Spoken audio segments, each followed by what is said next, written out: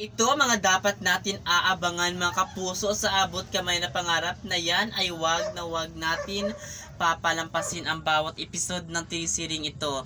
Ito ngang sila talaga malalaman talaga niya kung ano nga ba talaga ang pinakatatagong lihim ni Moira. Kaya naman ngayon ay humanda na itong si Moira sa kamay ni Tanyag kung malaman talaga ni Tanyag na ito palang si Moira dahilan kung bakit nahulog sa building itong si Tanyag. Kaya aabangan natin yan ng kapuso. At syempre itong si Moira hindi naman talaga siya papayag na matatalo siya ni Lynette, kaya may gagawin talaga siyang masama dito kay Lynette. At yan ang aabangan natin at sana nga talaga ay hindi magtatagumpay kung ano man ang pinaplanong masama ni Moira laban sa ating bida. Kaya naman mga kapuso, abangan natin itong telesiring kinaaadikan natin panoorin tuwing hapon kasi bawat episode talaga ay kaabang-abang na ang pangyayari. Kaya panoorin natin ito. Ito na nga ba talaga ang katapusan ng kasamaan ni Moira?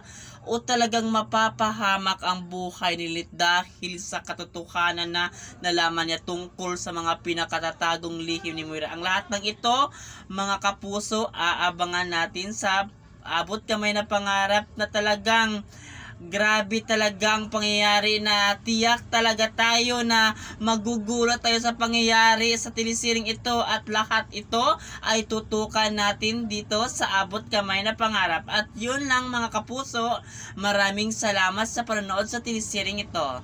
Thank you!